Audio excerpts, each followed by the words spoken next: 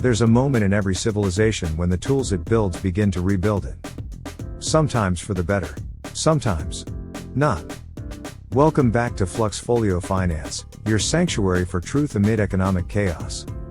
Today, we confront a question clawing at the future of capitalism itself. Can artificial intelligence rescue the global economy from inflation's grip, or will it shatter the labor force before it ever saves a dime? We'll unravel the rise of OpenAI and Elon Musk's Shy, dissect China's AI ambition through Baidu, and examine why the White House just launched a strategic AI reserve, yes, a literal stockpile of machine learning power. But none of this unfolds in a vacuum. It's all happening against the backdrop of a trade war thaw. So let's begin there, where diplomacy and disruption collide. After months of economic escalation, the unthinkable has happened. On May 14, 2025, the US and China agreed to de-escalate the tariff war.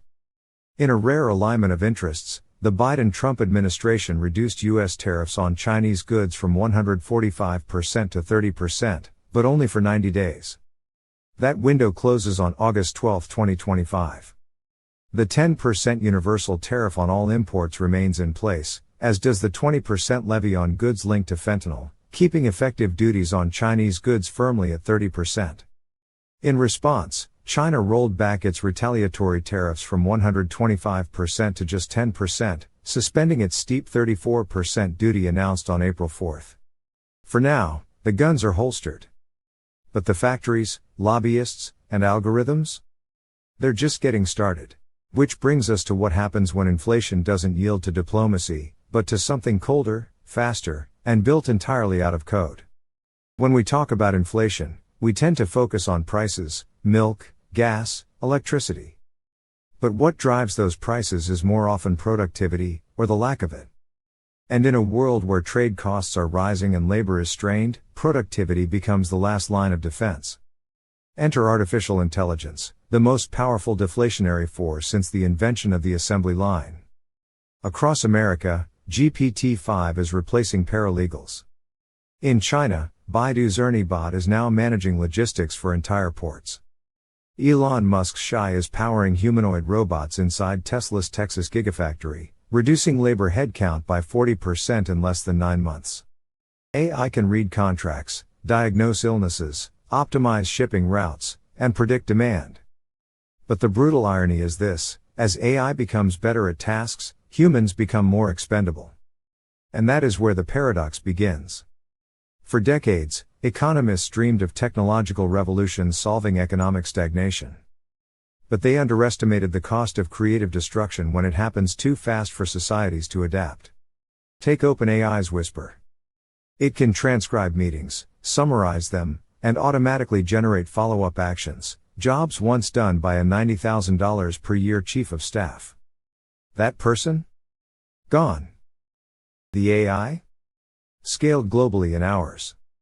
In the logistics sector, Shy's large models paired with Optimus robots now run warehouse operations with fewer than 5 human supervisors. Across the Pacific, Baidu's Ernie has already entered courtroom trial phases, writing draft judgments in low-risk civil litigation. The productivity gain is real. But the employment vacuum it leaves behind? That's not easily filled. Because unlike past revolutions, mechanical, industrial, even digital, AI replaces both brawn and brains. Now consider the timing. This AI boom isn't organic. It's reactive. Corporations are not turning to automation for innovation, they're doing it to survive trade war economics. As tariffs push production costs up, the only way to preserve margins is to cut labor. When a factory moves from Shenzhen to Ohio, it replaces 1,500 Chinese workers with 300 American engineers, and 700 robots.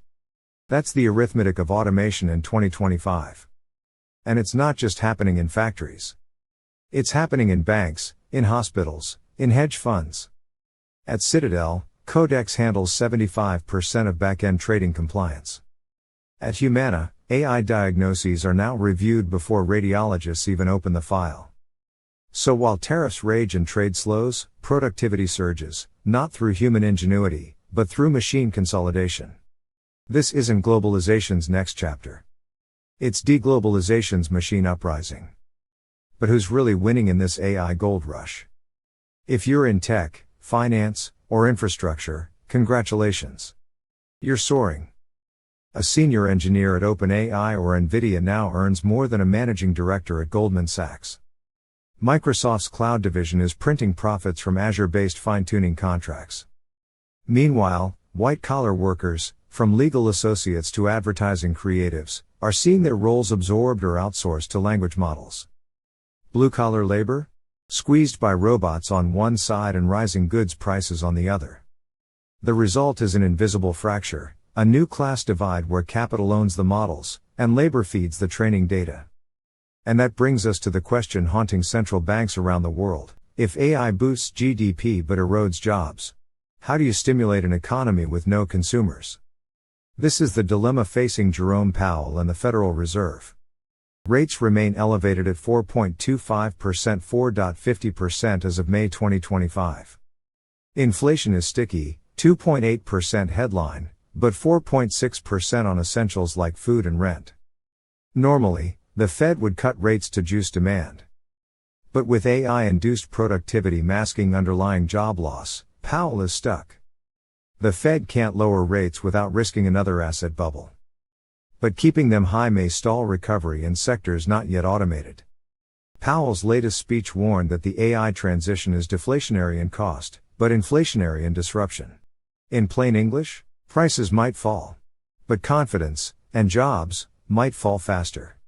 If that weren't enough, there's a ticking time bomb in the financial system: the basis trade.